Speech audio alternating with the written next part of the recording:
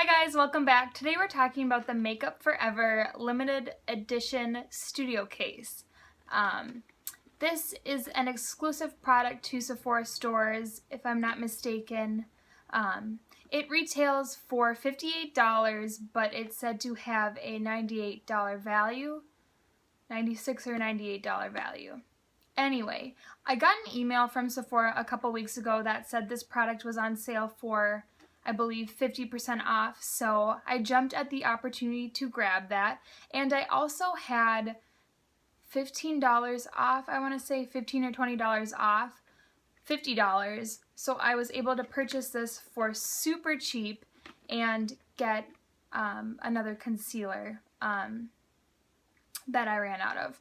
If anyone needs any recommendations for a concealer, you should definitely pick up the Urban Decay Naked Skin Concealer.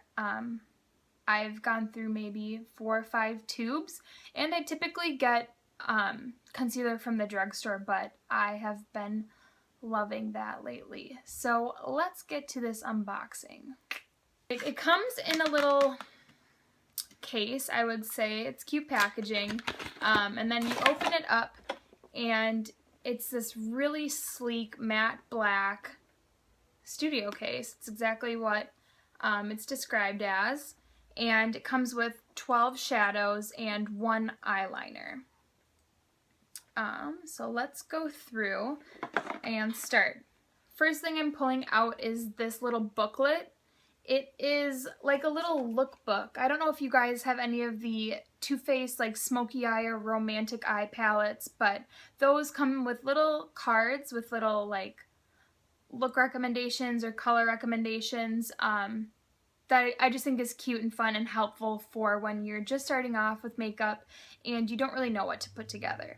So it comes with a few pages, pairing shades, a little bit of directions of how to include or how to apply each shadow, and then little brush recommendations. And obviously all the recommendations are Makeup Forever brushes, but you could probably do this with a lot of brushes that you already have at home. So that's that. Moving on to the shadows, there are 12 of them. I'm going to take this protective film off. And the way that they are outlined is by style. So there's chic, bold, smoky, and natural, which I think is really cute. It kind of lets you know that these 3 would look great together. These three would look great together. That's how they're supposed to be paired. Obviously, I like to experiment with makeup, so I would probably mix and match. There's 2 matte shades, maybe 2 true matte shades, and then I think there's 2 like demi matte or satin shades, which would still be great to put as your transition shade. So I'm just gonna go in here and talk a little bit about this palette. The one thing that I think is interesting, is I read online that all of these little pans are easily popped off with a tweezer. So if you own a Z palette, if you own a magnetic palette of any sort, then you could pop them off and put them in a palette that you already own, which I know a lot of people like to depot their shadows, so that's an easy way to do that. Then the 12 shadows come off, and there's like a little secret compartment here that is meant for storage or, I don't know, travel. I think this dimension is 1.5 inches, so there wouldn't be a ton of room for you to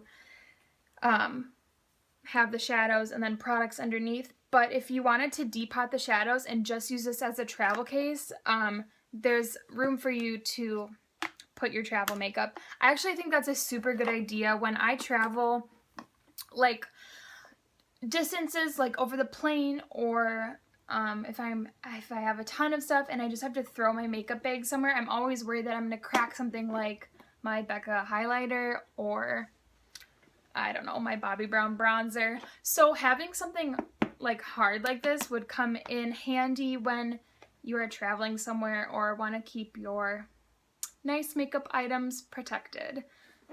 This is the full-size artist liner.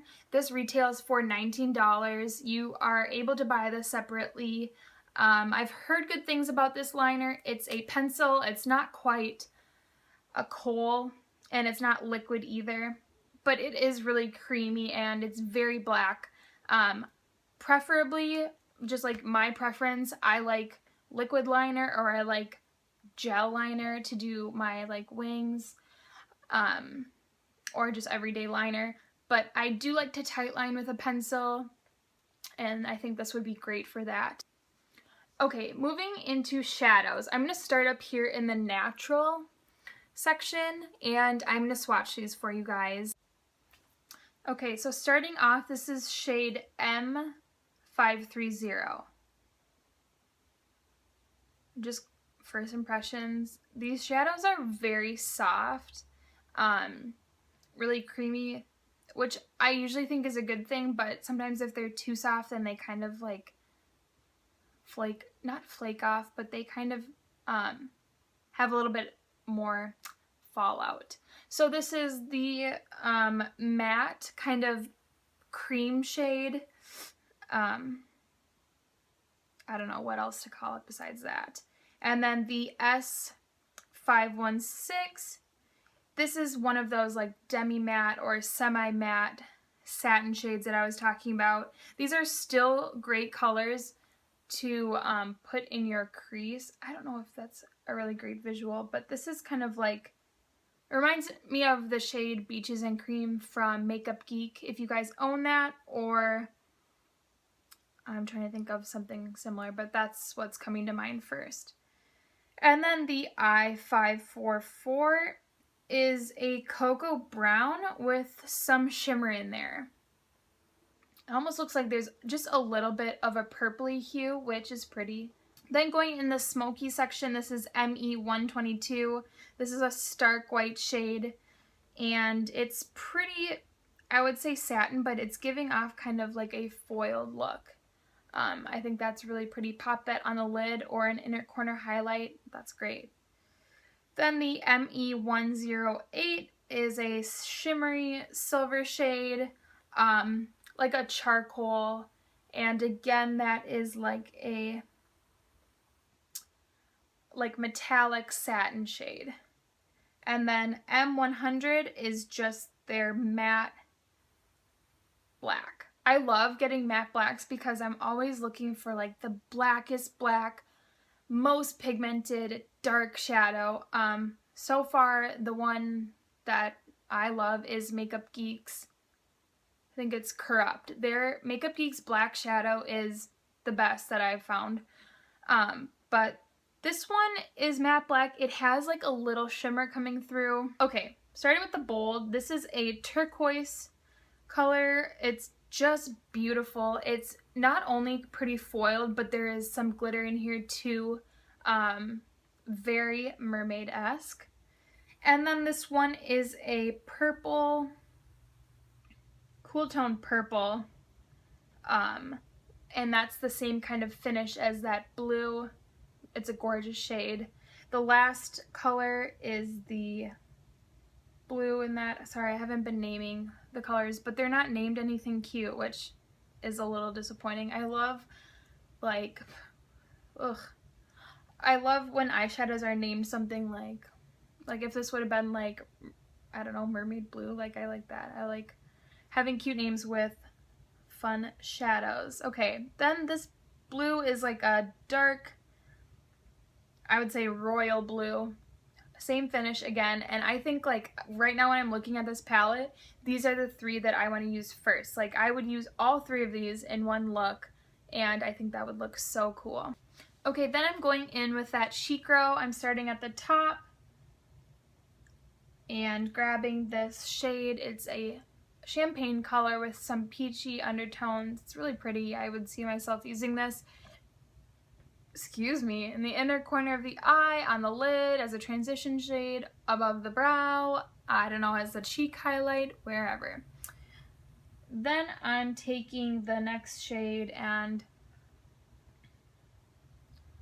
it's It's like a burgundy, but there's a lot of purple undertones in there, which I think is really beautiful. I've been loving the trend of maroon lips, maroon eyes, maroon eyebrows.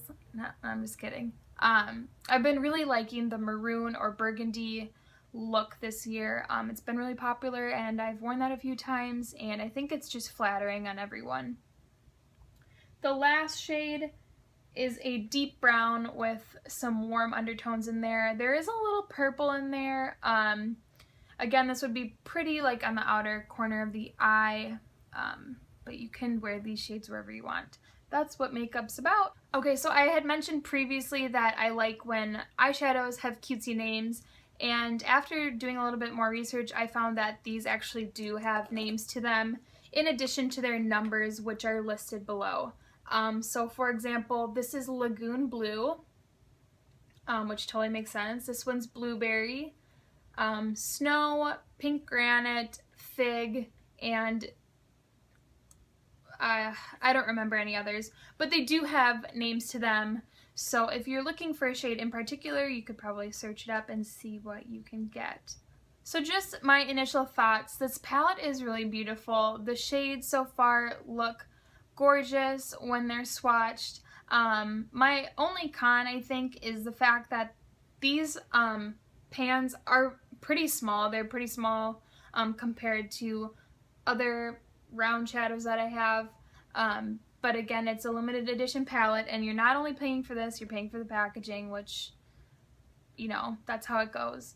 Another thing I wanted to mention is that some of these shades, I don't exactly know which ones, are duplicates. There are, I think, 2 or 3 shades in their artist palette and 2 or 3 shades in other limited edition palettes, which is fine. I think that's great. I just think like if there's one shade that you really, really love, you might not be able to find it again.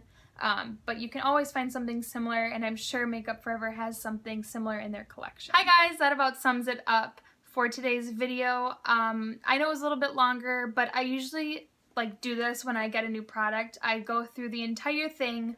I make sure that it's the quality that I was expecting, because Sephora is a little bit more expensive, and I just want to make sure that what I'm getting I am truly happy with.